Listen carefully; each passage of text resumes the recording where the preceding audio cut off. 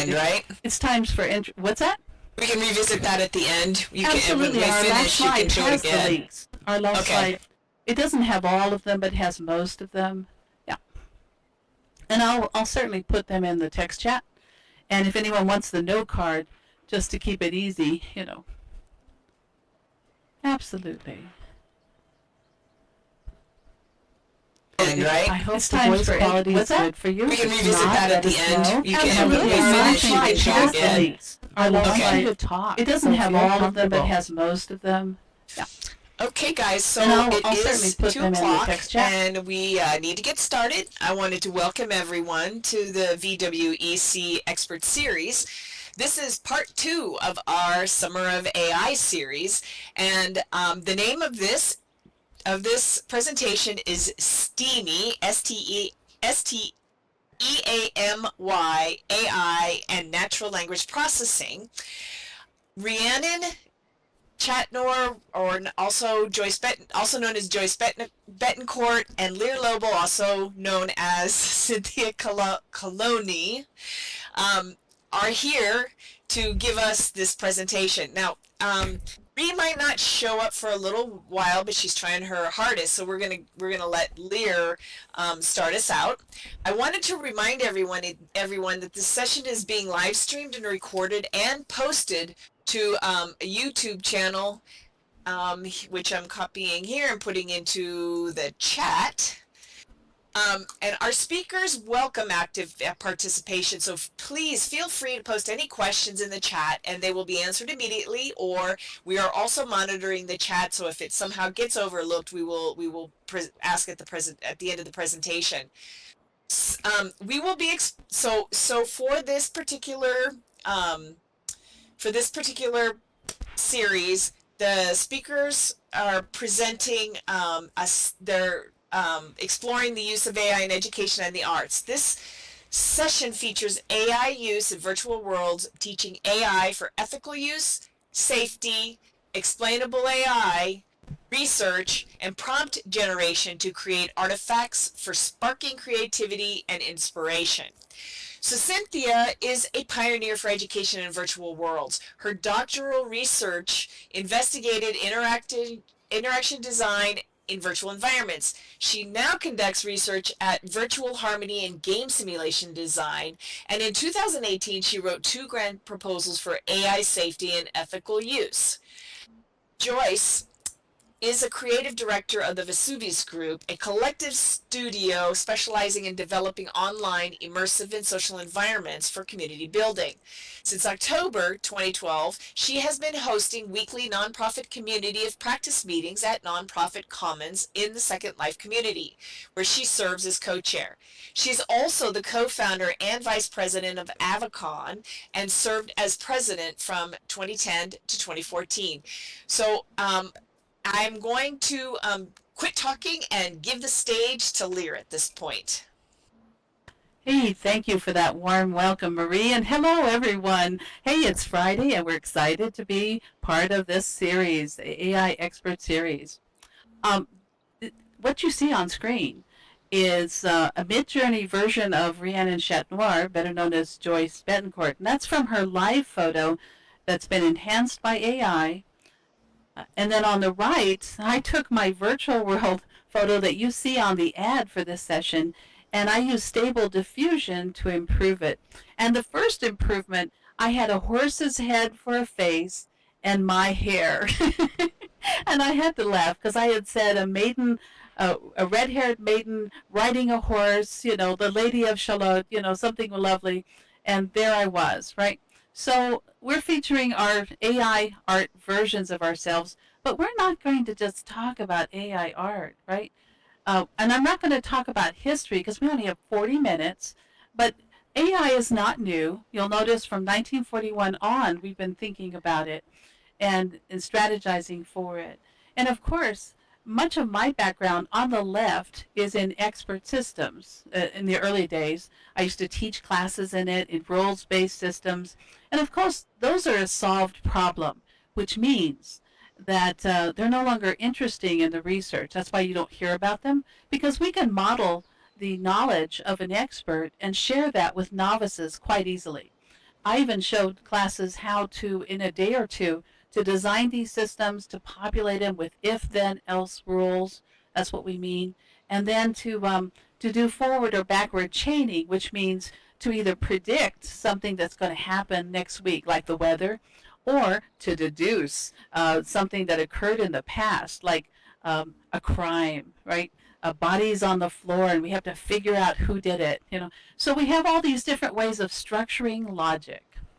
And please feel welcome to put questions in the text chat.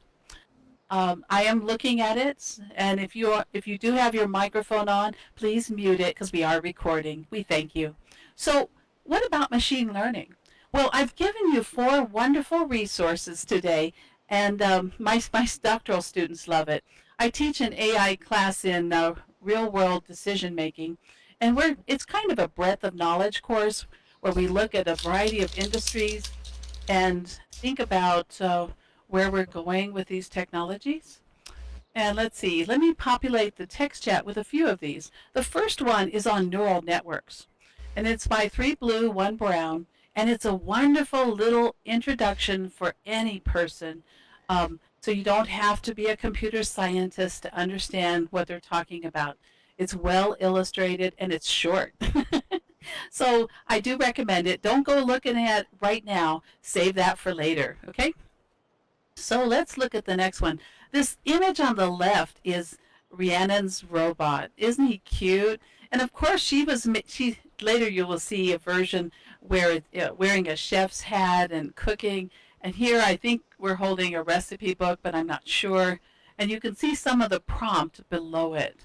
And if it's hard to read, I did distribute a little HUD version of the slides. It's fully editable, fully modifiable, even the script is. And you can edit it and drag it proportionally larger or smaller to fit your needs, or just take it off. It doesn't matter. And then these 3 links you see here are from the TensorFlow group at Google, and it's wonderful. It's on sentiment analysis. And this illustrates how we conduct natural language processing using tokenization, and it's part of their NLP Zero to Hero course. It's on YouTube. And of course, all 3 of those videos together are about 16 minutes. So they're very short. And in the comments, they give you access to the code so you can run it yourself and test it and see how these things work. So this is not a workshop, but I love to give you tools to let you experience what do we mean by natural language processing. Well, do you remember the old days when we didn't have GUIs, graphical user interfaces? Most of you probably don't. But believe it or not, in the 90s, the early 80s, no, even before, because the first Mac was released to the public in 1984, right? But of course, the GUI that we know and love today was introduced by Xerox PARC, right? The Palo Alto Research Center. And before that, we had all command line processing. And Ben Schneiderman out of the University of Maryland is considered, he's called the father of direct manipulation. Just wiggle your fingers for a moment, okay? He gave us the ability to directly manipulate content on screen, whether it's pointing and clicking, dragging and dropping, full page editing, line editing, you name it. And so he took us out of the dark ages of the command line prompt to what you enjoy today, whether you're a Mac user, a Windows user, or you're kicking it Linux with a GUI, right? And so these videos here give you a taste of the process. And the reason I introduce him is he said we would never accomplish natural language processing. And the problem with never is no matter when you say it, and he said it like 30, 40 years ago, times change, right? And he's from the Human Computer Interaction Lab at the University of Maryland, in case you were wondering how to place him. And of course, he's written the Bible on how we think about interface design and interaction design and supporting people and their behavior. Now, in the introduction, Marie explained that I am with Virtual Harmony, and that's a group of researchers. We've been working together since 2008, since I wrote an article for the EDUCAUSE Review, their back to school edition. And I was invited to join the group, and it's led by Andy Stricker, Spinoza Quinnell. He's a guy I went to high school with. And then we went to college together. And then I didn't see him for 29 years. And then he called me out of the blue because I wrote that article. I'm looking at the chat, so let me know if you have any questions. And so he invited me to be part of this research team. And on the weekends, we have designed 21 grids of content in Open Simulator. We used to have an archipelago, a military archipelago here in Second Life, but during the great, migration, we lost those regions. But we've been integrating AI into our virtual world experience. And so I'm showing you a little image behind the scenes of some of our website and our. So we have a bibliography that has over 1,500 works that we've woven in to our research and into our practice and into our virtual world synthesis, where we have the Red Queen. How many of you remember the Red Queen from Resident Evil? I know it's, or from Alice in Wonderland. That's probably the thing that you're most familiar with. But we're thinking of AI as not always benevolent. Sometimes it's not as often. That's right, Max. It's not always as easy to use as you'd think. And we use machine learning. We use neural networks. And so some of these technologies you see here, for the AI simulations that you see on screen, that is part of the Mars expedition. If you recall, in 2010, we won $25,000, the grand prize, in the first Federal Virtual World Challenge at Defense Game Tech. And it spearheaded some of our later work. And now we've gone way beyond this. And we've integrated quite a bit of NASA content and of course, have some amazing experiences. But what we also have is we have a system that monitors your behavior if you're playing our games. And it monitors how you think and reason. And it thinks about the things you do and the questions you ask it. You can ask questions of the Red Queen. And it has an ontology, and it will classify what you're doing, and it will think about it and keep ranking and prioritizing and trying to understand it better. So it has this AI assessment piece, and it has analytics. And while we have much of it in OpenSim using open source software, we also have shadowing in the Amazon cloud. We have it on Lambda, and we have it on a couple other resources. We are using SageMaker for those of you who are doing AI and using various tools. And of course, and I am watching the time. I don't want to get nerded out on the tools, right? What's interesting is we were so successful with what we were doing, and Dr. Stricker was writing an AI blog. Every week he would put out a short paper with a lot of research in it and send it to 129 members of the Pentagon and around the country.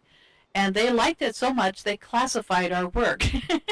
So I can't give you the links to these sites at the moment, but they are working up a declassified version. So stay tuned, but that's the AI blog down there on the lower left. So moving along, this is just a quick shot at our architecture. We're not going to dwell on this. You have the slides, and if you're ever curious, I always like to show you behind the scenes, how do we host this and what are we doing, right? But we're going to get to the fun stuff, the AI art and all the cool stuff. And you may be wondering, why did we call it STEAMy?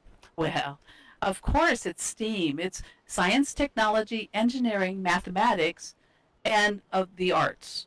And of course, without the arts, that creativity piece that inspires me so, that sets me on fire. Because you have to realize all the stuff I'm showing you, I do for free as a volunteer. And I've done so for over 15 years, right? Now, in my day job, hey, Rhiannon, welcome. All I've been doing so far is setting the scene with the early stuff. And by the way, the slide I showed you with the TensorFlow stuff and the neural networks, that was for my AI class. So I have my teaching practice, right? And then I have my research practice, and the two come together beautifully in the virtual world. Without the virtual world and a way of simulating games and leadership activities, and we simulate plane crashes to understand the power of communications. We simulate medical bioinformatics and research to study those intricacies. We simulate what would it take to breathe on Mars? What would it take to fly there? What would it take to eat? And I know you're thinking it's going to take a lot more than you, and you're absolutely right. But that's okay. I believe in the power of collective wisdom and in many voices investigating and thinking using different tactics and strategies than we've used in the past. And of course, you know what I'm basing it on. How many of you are aware of Fold It? Give me a yes or no in the text chat. Hey, Phil, so good to see you. Anyone heard of Fold It? Give me a yes or no. Okay, good. There's some no's.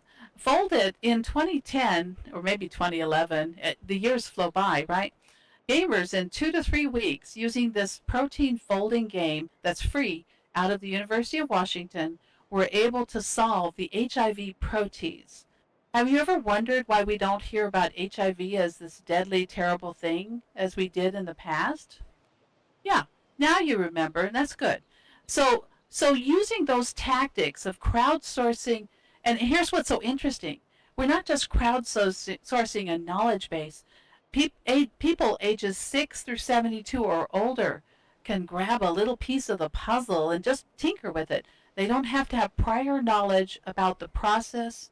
And here's what I think is beautiful about it: they don't know their limitations, they don't know the science necessarily. So they don't have to worry about getting it wrong or looking bad. Most of us have the burden of I don't want to look foolish, right?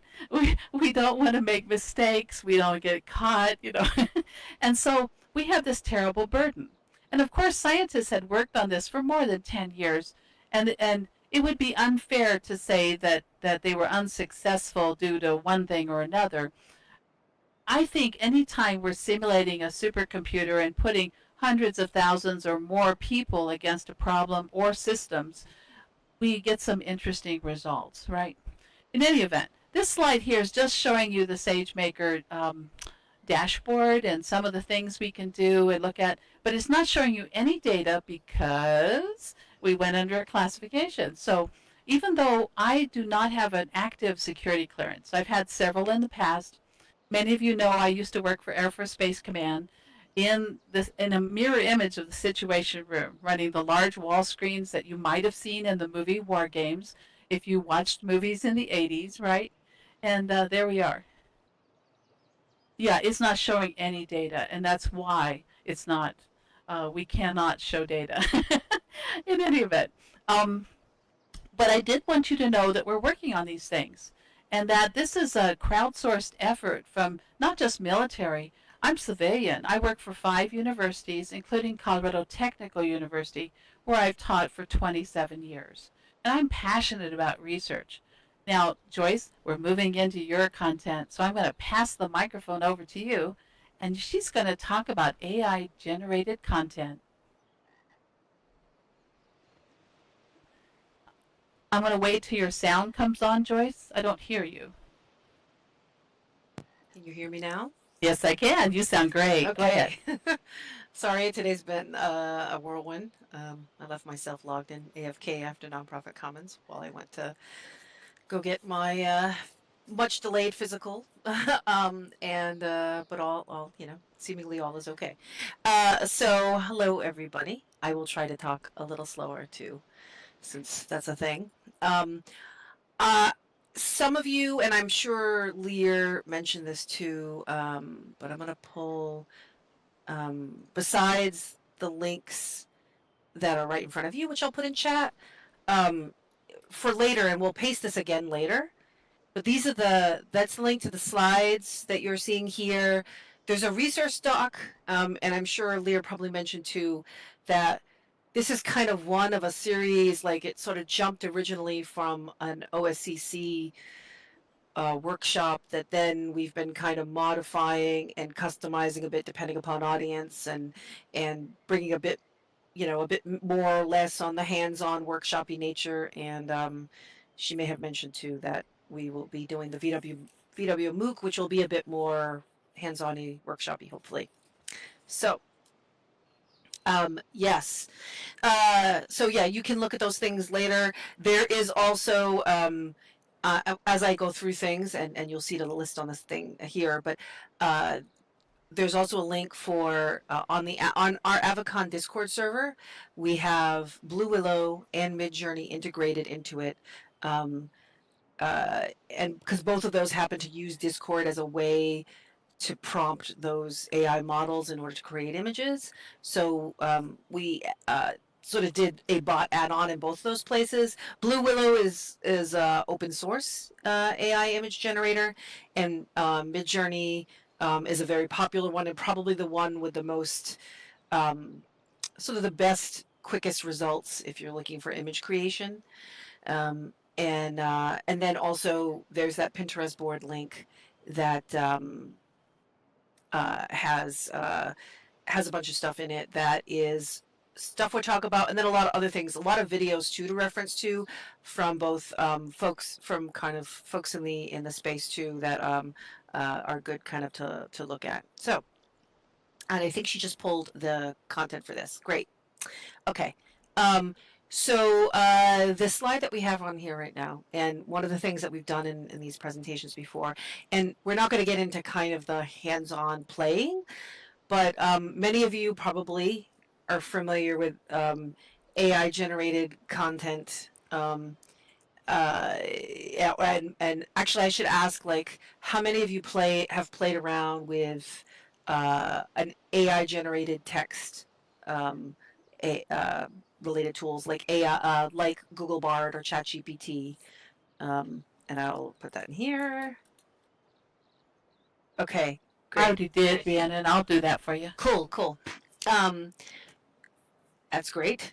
Um, and then, so yeah, any of those texts like ChatGPT, Bard, and then also on the, and then of course that also includes, and I put at the bottom for the image creator, but Bing also has a chat search engine thing too as well. But how many of you have played around with generating through AI, generating like creative content, whether that be images, video, sound, because you can do all of that through AI. um, with, of course, images being the most prevalent that most people are using. So, and again, you have it in the chat here. It's also in the slides. So these are kind of some of the more popular content creation things. And Leah, I'm sure, got into this a bit too about the whole kind of algorithms and sort of how all that works. But there's a lot of training, large data sets behind both, whether it be text or image or video or audio. And then we're all entering in prompts as the user to create those, text, 2D art, music, tech, or any of those, or 3D stuff. So, and so definitely, I would say if you're looking at, like, if you've yet to try, or if you've only tried a little bit, probably Google Bard and ChatGPT are like at the top of the list, I would think, on the text ones. And then when we get into those other 3D the image content creators, the ones that are probably the most prevalent in those, like you have DALL-E, and DALL-E is out of the same makers, OpenAI, which though OpenAI is the name of their business, they're actually not open source. Though the research that they were doing was open. The company that was birthed from that is not open. So it is more of a subscription model to use any of those OpenAI tools. But so DALL-E 2 is a prominent image generated one. Stable Diffusion is another one, and Stable Diffusion is open source. So yes, certainly Midjourney. So a lot of, there's a list of all these apps. There's a couple of them that are actually relying on Stable Diffusion as a base, and then maybe kind of modifying and training models more or integrating into their products. So often when you go to some smaller image related creation AI tools, they may have Stable Diffusion under the hood that they're actually using as their base kind of software model for the AI. So that's an open source one. And then some of the others like Night Cafe is geared, I think, much more towards kind of truer art things. And then Midjourney again is probably the best for the quickest results if you pull in. And I'll have a slide later to kind of compare Midjourney. It's also the one that has kind of been um, the most continually frequently updated. Sometimes for things like the OpenAI models, they're such large data sets that they're using, and also Stable Diffusion, that the updates that they make come slower. And by slower, it's still fast by software development means. Leah and I were going over, and I don't know if any of you have I think it will only be visible if you have a paid account to Midjourney, but we were going over images and I was sharing the link to my Midjourney profile. And Midjourney has basically been in existence for just about a little over a year. So, and then, and even like when you look at things like ChatGPT, Google Bard, all these things are all, fairly within the last, even when in their earlier developments, fairly within the last couple of years. Some of them, so these things continually keep changing, um, and new tools and updates to models will come out as they come along. But Midjourney definitely has had the most, I think, evolution in regards to it continuing to update its model. That, which means both the output that you get back changes over time because of those updates. So, um, and then obviously I brought up Microsoft Bing. They is an image creator and a text and text integrated into the search AI text. So you can certainly play around with that if you use Microsoft Bing, or it may be now a main reason why some people went back to using Microsoft Bing, right? So certainly you can check that out. Yes, yeah, it was probably very low on most people's radars for for search engines, but I think it's gotten quite a resurgence over the fact that Microsoft and Microsoft partners with ChatGPT, with OpenAI, so it's also a kind of a variant and a direct collaboration with OpenAI.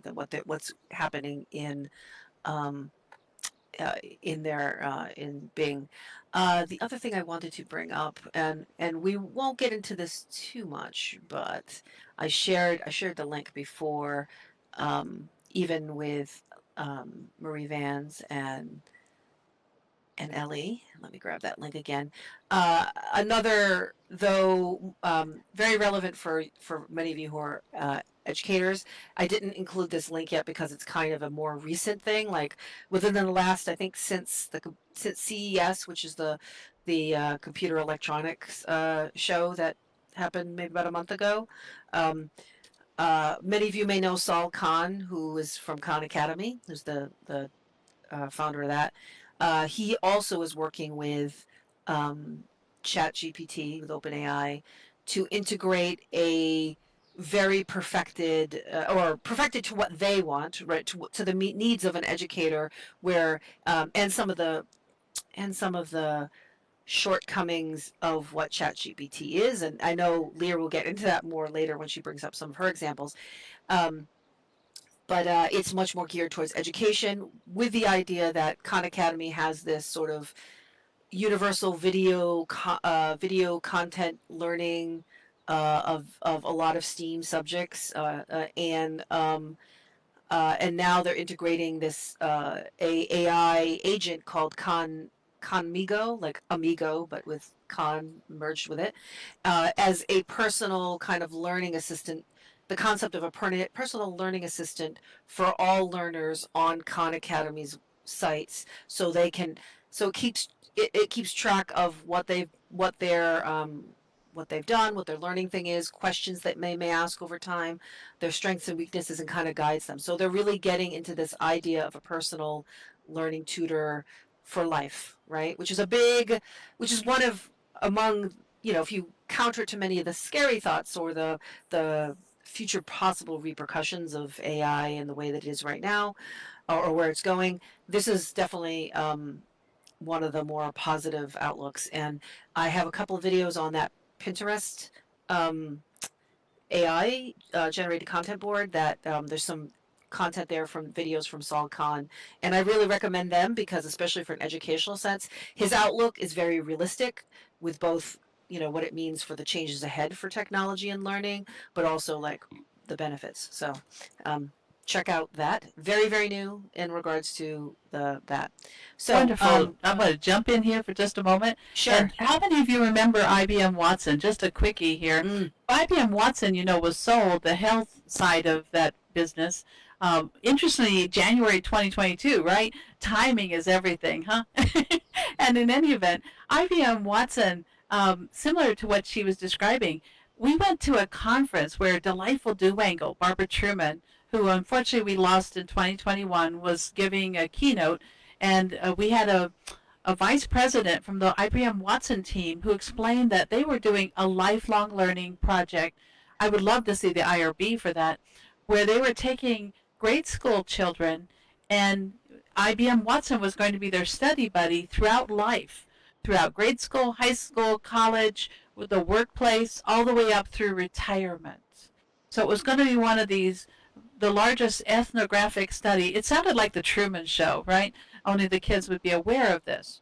And yeah, that is long term, because most of us know we have to reapply every year to extend the collection of data once we're approved, right? So it becomes a process. But what was interesting is they wanted to understand the impact over time on the positive and any areas in which we might have concerns or need to rethink our strategies. So there is a lot going on in education in these. It's not just about Jeopardy, right? Anyway, here's your second slide there, Joyce. I'm going to pass it back over to you. Thanks.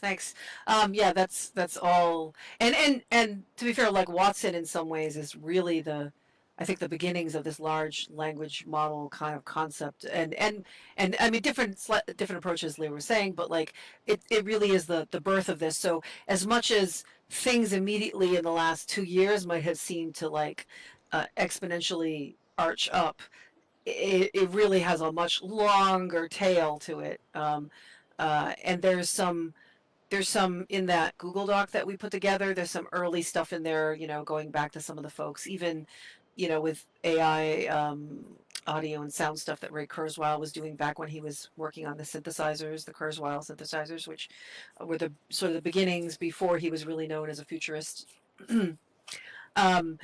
So the main thing that, I'm kind of focusing in on, and again, there's all these amazing tools, and there's lots of things like that, but ultimately we're interfacing with them all in similar ways, right, through these prompts, which is a huge improvement, because otherwise before this, like, you had to be a programmer, you had to be somebody like Lear, right, or others that were computer science, scientists in some way, or in order to be really programming AI and being able to like put the data together, modify, create models, modify them, implement that sort of stuff.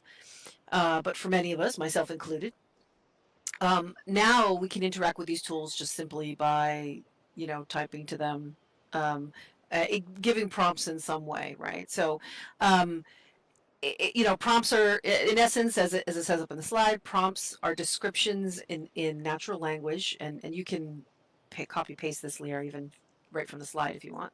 So there are descriptions in natural language that act as an input for AI text and art generators, and we listed off, such as ChatGPT and Midjourney and all those ones, and other machine learning models like that. So they can be as simple as a single line of text, or even just a word. You can put in a single word, right? Love, and type love into Midjourney, and Midjourney will come back with an image, depending upon that. So, or they can be highly descriptive, and we'll get into a bit of what that means, right? So like almost like a formulaic, like, I want this in my thing, and I want them doing this, and I want this medium, and, and this style. And or they can be vague, you know, as I was saying. Prompts can also be images if you're working with an image generator. So you can actually just put an image in, or an image and text, to then prompt the AI to kind of jump from there with the kind of image that that you want. So and crafting prompts is an art form in itself. And I would say, uh, conceivably too, the more AI evolves, there will be, you know, I mean, I wouldn't just say art, I would also say a science to it as well. So I think, and Lear has some thoughts about that. I know she put together some stuff in the class that she taught, and she could talk a little bit about the syllabus and all the good stuff that she went with that. But certainly there's a whole section I know on prompt crafting and related stuff like that. Um, and so discovering inputs that yield desirable or useful results basically is what your goal is for prompting. And then you can add extra parameters to your prompt to refine the image results or the text that you get back. I also want to mention that all the images in the slides, they'll have little citations under them. And all these particular images were created from Midjourney. So, and you can look below to sort of see, though we're not playing in Midjourney today, you can kind of get a feel for like actual prompts, right? So the robot wearing a chef's hat and holding a spatula. The robot is in a kitchen, looking at a recipe, colorful, futuristic style. So that's the particular prompt for this image. And to me, the reason why that I was going for this is because in some ways prompting is a bit like recipe craft in a way too, right? That putting all, you know, kind of listing off all the things that you need and the desirable outcome that you want, right? So in regards to, no, I did not specify female chef. It just sort of, you know, I mean, you certainly can, you know, like gender and age, or you know, racial or background, or things that you want to specify. Is it an animal? You know, all that kind of stuff. So it shows that. And there were a few others. And you know, for myself, I have, like I said, I have a paid account to Midjourney, so I do a lot of kind of trial and error, where I might give a prompt and then try to generate many images before I get one that kind of is like what I might want to use. So, and you can keep iterating in that same way. Pardon me for stepping in for just a moment, but we're at a 4-minute check, and we Sure. have. I think, are we only going to 75. 4:40? I thought we were till the end of the hour. No, we have 40 minutes, I think. Although it's up to our hosts. You guys let me know. I thought we They were said allowed. 40, and you know Well, how I am. I'm a actually, teacher. Yes. So I guess what we were hoping to have is at least 10 minutes at the end, but we could probably take it to, We're doing yeah, interactive. Yeah. Is that like Yeah. sort of 4:50? Hey, great. I would say, I'm yeah. sorry, 1:50. I'm looking at my time. And then we have a few more announcements to do at the very end. I need Okay. about 2 minutes Okay. for that, and that's it. Okay. Okay. Great. So prompt engineering. You know, I have listed here, and you can see it in the slides too. But basically, there's sort of two, like we have two different distinct types of models, and at least in regards to what most of us are interacting with, and they kind of have similar but slightly different approaches in how you might interact with them to prompt them, right? So there's these transformer large language model AI models, like we were talking about, the text ones like Google Bard and ChatGPT. So they're ingesting all that information from the internet and books and other places. And sorry, it went blurry for a second there. And then when you prompt them, they're using all of that language, that sort of information store, to be able to sort of start guessing, well, if you've said these things, then you should be you should be then the next natural language that should, or result. A horse, maybe you know what you're coming up with would revolve around certain things from that. So they're kind of making those sort of guidelines. So but of course this can also include making up things, so they can lie, or as they say, hallucinate, right? And they're generally better at editing than creating, right? You can get it to write freeform creative writing. You certainly can get it to write, but the more specificity you put into it in the beginning, and the better you're prompting at it. So in some ways, more text is better than less in something like ChatGPT.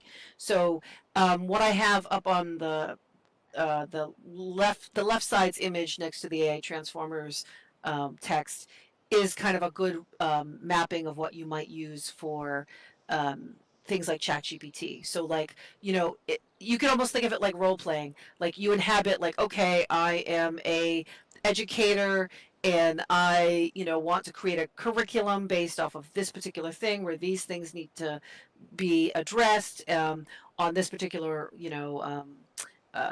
subject matter or book or whatever, and then like and then give it maybe some background, like maybe they're students in this particular age grouping. They're we're expecting it to have these particular of interactions that want to come out of it, those kind of things, and then kind of execute from there, and it would be able to give you back better results than if you're just like write me my syllabus for this, right?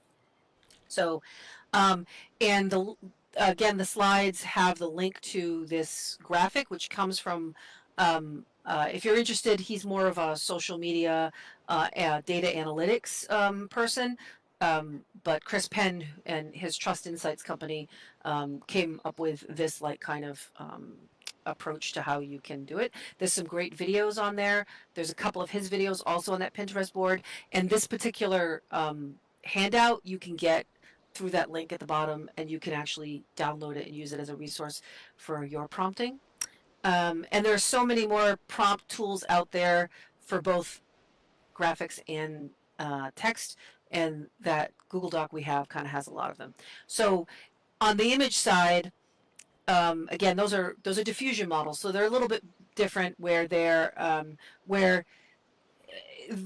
kind of like they're fed off of still large models of all these images and artworks and things like that, which has its own ethical ups and downs, right? But often when it's being trained on that, its knowledge of, well, what is this visual image? Most of the what is this is coming from either humans entering in the data. This is an image of whatever. Think about like your CAPTCHA tools, right? Find all the buses in this graphic, right? Or others, or citations from the artworks, or accompanying text that might have been with the image. Yes. So the prompting kind of works on that. The best prompts for that work a little bit like you're writing a citation, right? An image citation. So as much as you can sort of like break it down into those component parts, like, I want, a picture of a cat that is, sitting in this particular landscape, or in, whatever, and then what medium I want it to be, a watercolor, and, in the style of whatever particular artist or art movement, or those kind of things. And then you can get into, can you just go back for a second, please? Then you can get into the quality and the dimensions and other specific things, like, is it a photograph, is it illustration, is it computer graphics, like, is it a CryEngine 3D render, all those kind of things. And a lot of that takes playing around with, and that graphic below kind of gets a bit more into it, and that's another article that's great reading on sort of setting up visual prompts. But that's kind of the basis of the difference between a text and a visual prompting. So you can now go, sorry. And I had said earlier something like Midjourney, but this is an example. Midjourney, as I said, has had multiple versions over time. And in the past year, they've gone through 5 versions and what that means is they keep fine tuning their large model to be able to have people get better image results. And better is in quotations, because there's some people that like stylistically some versions of Midjourney for certain purposes over others. It becomes like almost like an artistic medium decision. So the current default version is 5. But you can actually change, so if you start playing with Midjourney, you can change and go back and try the other versions. And you can kind of see here, version 1's, and you can see the prompt. It might be a little hard to read. It's in the lower left. I just put a dog at a computer. No visual style, no nothing, just that simple phrase. And, version 1 is very like, it's sort of like, looks like weird cut and paste collage. Maybe there's a dog parts there. you know, there's a lot of computer parts and they kind of squished them together, right? Um, and then you've got that dog at a computer for version 2, and it's sort of like, again, parts of a dog, but at least now we recognize a face. And there's a computer, he's kind of on the computer, maybe that, but it's sort of, and it's not a full dog. Um, and then you get to version 3, which is, now we've got a dog on a screen at a computer. But certainly the dog is more definably a dog now. The computer is more of a computer now. So, uh, and then like if you look at version 4, you kind of have a little bit more of that sort of stylized things.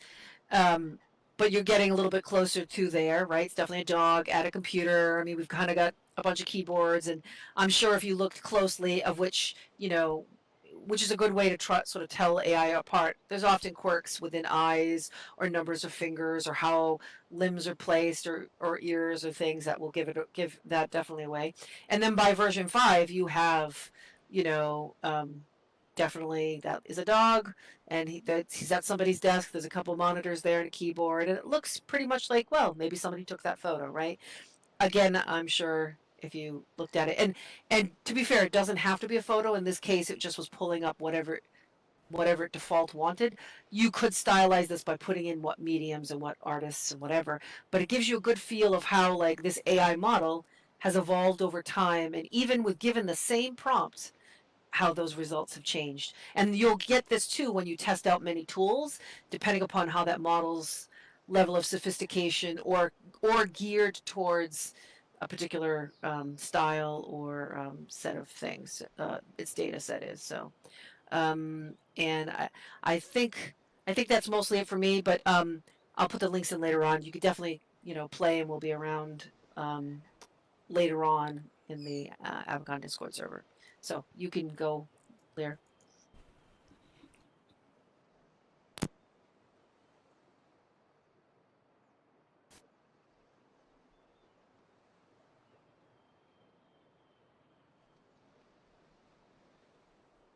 We aren't And I don't hearing think we can you. hear you.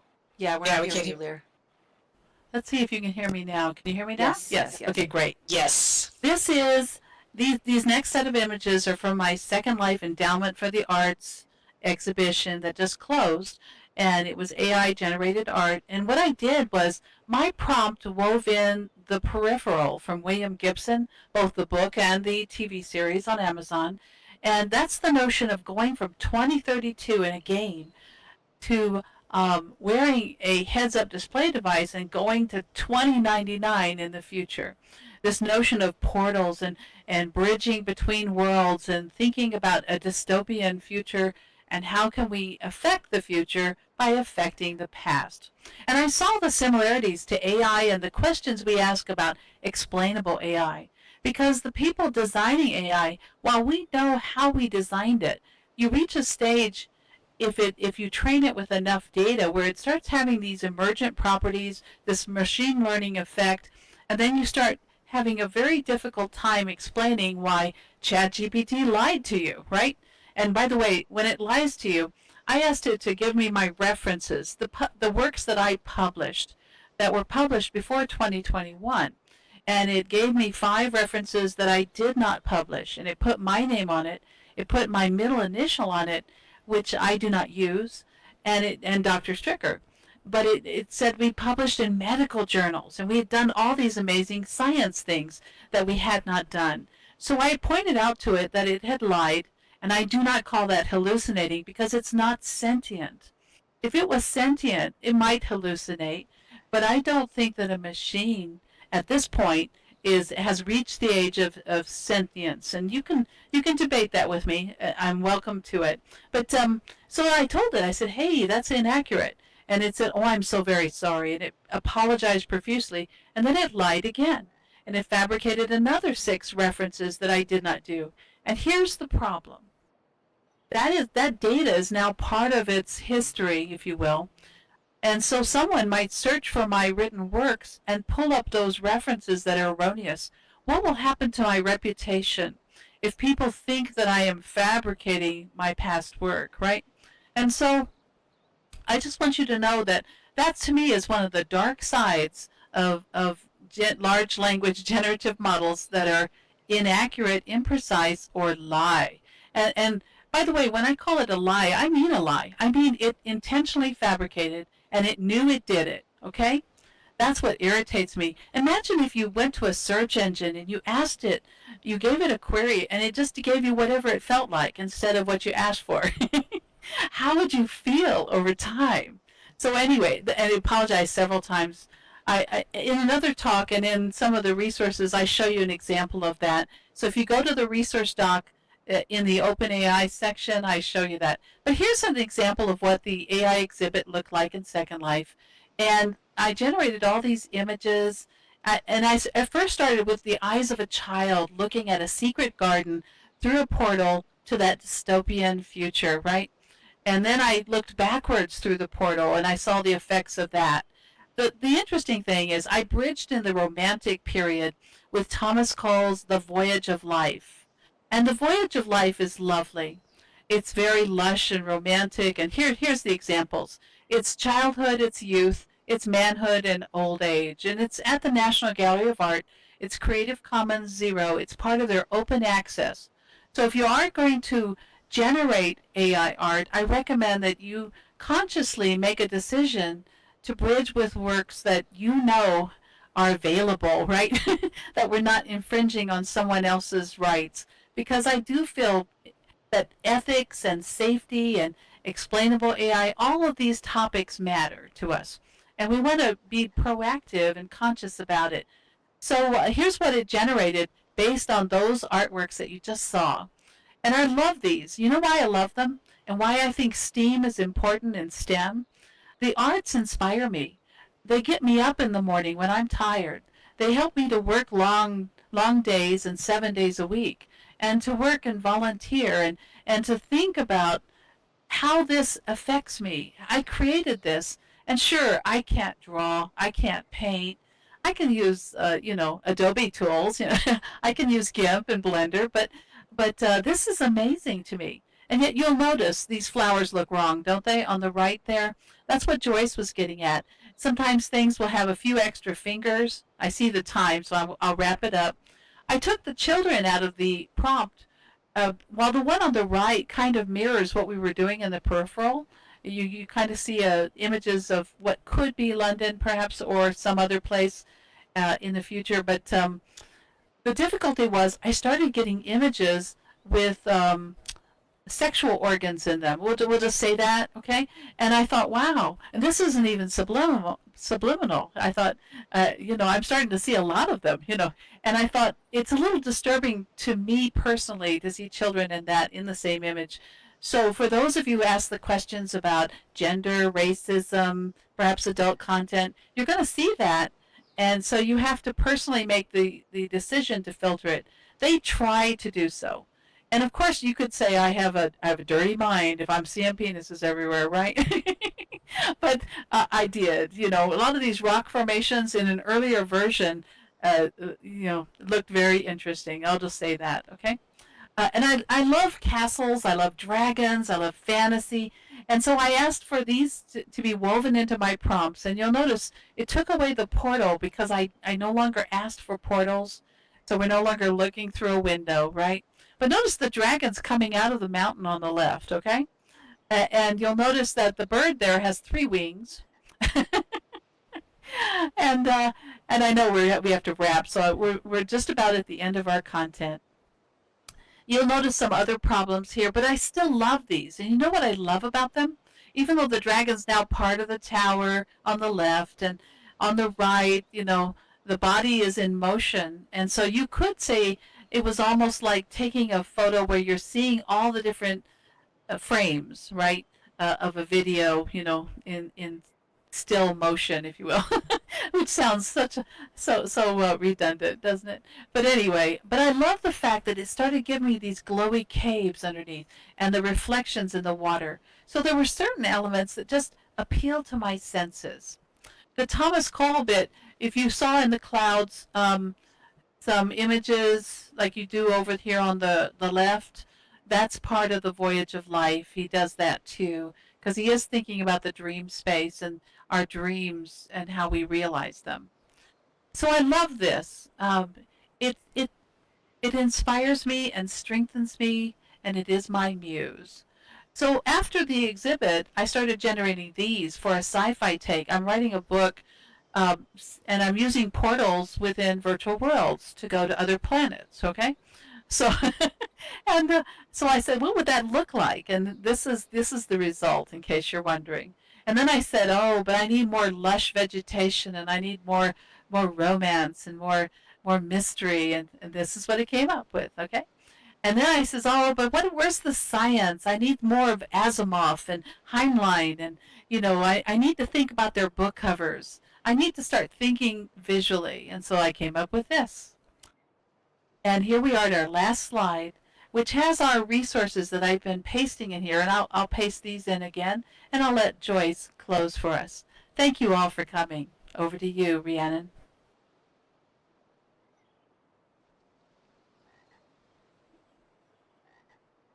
And we cannot hear you if you're speaking. Unmute, it helps. But thank you, and thank you for all for the patience for before that I wasn't able to be here right away. So yeah, there's so much more to play. I think my biggest takeaway with all this is, though some people, I mean, there is definitely tensions in the future and positives in the future, and the thing is, though, is some people call for the stop of it, but there is no stop because there are many models that are open source, and so Pandora's box has already been opened, and the best that all of us can do is learn about all these tools because it will definitely influence all of our kind of the world around us, and certainly both in education and other professional pursuits. And I'll have to put another couple links in here. It even has been cited even in the most recent SAG-AFTRA Screen Actors Guild strike about how AI is moving things or other things like that. So it is going to permeate through, I think, lots of things, and definitely learn as much as you can about AI generated content and tools, and don't be afraid to play. So that's it for me. Thank you, Lear and Ree. Big round of applause. That was really eye-opening. I had one question for you. I think we have time for, and that is when you said that the whole thing about how it came up with some bogus publications. Is there a way, or should we be working on a way that would allow us to correct those problems in the AI engines? I'll tackle that one. Correct is an interesting point. See, it's been trained with a lot of data, and it parses data, and the word parse means to analyze, and it tries to make sense of it. In our system, and I'm not completely familiar with their entire architecture, but my research partner is indeed beta testing ChatGPT 5 and working on 6 with them. So that's the good news. They invited us to I participate, if you will, because of our enthusiasm, right? And so what we do is we have an ontology and classification system, and that's because we built ours with explainable AI in mind. In other words, how do you explain its behavior, its decisions, and its progress? So your question is asking, how do we clean up the fact that it's making bad decisions? It's like a preteen who is a compulsive fibber. Or it will say fibber. Perhaps that sounds nicer, but I really think that the machine should be an adult. How many of you ever experienced that? It reminds me of the humor of Eddie Izzard, where he talks about talking to a teenager who just always says the wrong thing. Did you brush your teeth? No. Yes. I was on the moon with Steve. Whatever the answers are, right? And so you have to ask yourself, how would you clean that up? Well, you first have to understand, has it migrated its behavior? Does it have emergent behavior that has colored or modified the way you programmed that it should classify, rank, prioritize, and discern what's the most likely answer? What's a reasonable candidate for this context, right? And that's the difficulty, is sometimes with these very large language models and the basis for them, we're not always sure why it's doing what it's doing. Now, I personally thought maybe they were being kind to education. So they had put in a little code that said always give the wrong references. That way, if students falsify their papers and do a ChatGPT paper, and if you did not see the South Park episode called Deep Learning from a few weeks ago, you need to see it. It's hilarious and it makes fun of everyone, but it's funny. But I thought maybe it's trying to help us out, right? By making it discernible, easy to discern that someone has used AI in their papers. And that way, the students would have to look up all the references first to see which ones are wrong. Secondly, to get the right ones, right? And then third, to reseed it. And by the time they do that, they've reverse engineered the AI contribution that it provided to them and improved on it. And learning occurs when they do that, right? So I thought at first it was intentional, but no one's admitting to that. Over to you, Joyce, to answer that one. Yeah, so I put in that question, though not education specific, but ultimately, it's going to lie with the models, and there's going to have to be regulations in play for those bigger, larger things, right? And with something like the EU's GDPR laws, that's already been a case, right? That's already been kind of dealt. So there are certain tools that I know Dex mentioned, like, oh, I can't use that. That's because Dex is in the EU, right? So some part of it is that they're limiting usage of certain things, but some of it is too that OpenAI, ChatGPT, and others like that are going to specifically have to deal with regulation, and more than likely, I mean, as we see, it's definitely starting and coming from the EU first. Uh, and there's many articles on it, like, but look up, GDPR, ChatGPT, AI, regulation, and that would help with this problem and also many other things. This particular article I pasted talks about, many of the problems with both in regards to privacy and misinformation and copyright, problems. And there's many of that to come. So more than likely, the long answer is regulation is going to have to be that. Though again, there's open source models, so the ability for that stuff to already be out there is kind of out of the box, even if ChatGPT specifically or other software companies decide to or make changes due to regulation. Okay, thank you. So we are at the end of the hour, but we should be able to continue the conversation with our presenters if they can stay at the happy hour space behind us. You can find all of our scheduled events on the calendar here in World, as well as the following URL. I've also put the YouTube channel in this chat, and if you are interested in presenting here at the plaza, please fill out a form that I've also put the URL in for. Once again, let's give Rhiannon and Lear a big hand. Thank you. Thank you. Hey, thanks. That was fun. At the Virtual World MOOC, we will be doing a session in Zoom and the virtual world, but mostly in Zoom, where we're all going to play. So come join us and come play in September.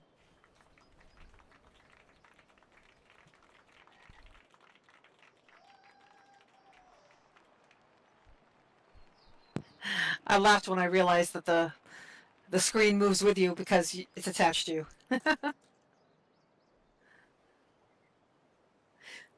So certainly if folks have other questions, we'll be around. Yeah, and I redid my script so that the face would be suitable for a HUD. That's why we had a very simple HUD version. It's a very simple script, and everything was open for modifying. So if anyone needs a copy of that, let me know, and I'll give it to you. It's just a simple viewer. Sindal Goodman and I took a little class in picture frames, and I said, that would make a great viewer. Yeah. Yeah, you can change the number of seconds in there, the first line of code, and have it autoplay or not. Set it to 0, and I have comments in there to help with modifying it, because I teach scripting for non-programmers. Anyway, we'll see you at happy hour. We're following Following the happy. Yep, we're definitely here. I'll share a few other tools. I mean, I definitely, like I said, I think the biggest thing is, start playing with these things. I haven't played yet with the Conmigo, but that should be very interesting. That's a very recent thing where that little kind of intelligent agent with, a chat GPT integration to help you through your studies should be very interesting.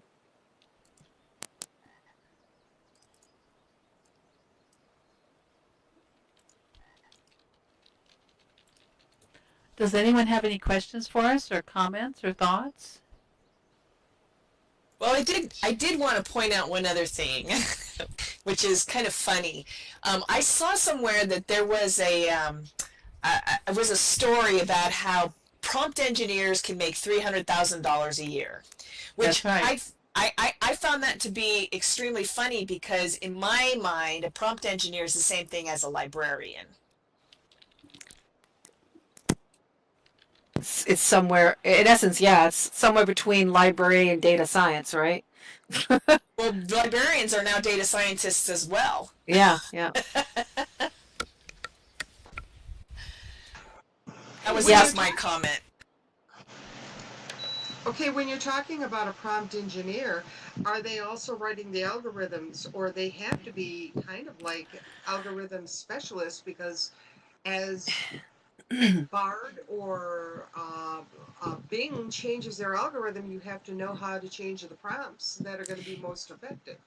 Yeah, I mean, I think there's probably multiple layers to that, right? Because, like, yes, I imagine there are many folks, and like in those resources, you'll see there are many folks that are breaking down the prompt engineering, especially for some of the things like image generation. Or I gave you, or I showed there was a link to that one on like that breakdown of how to get effective kind of chat GPT related things. So they're certainly breaking it down like that. I would think any company that's actually making an AI tool has to have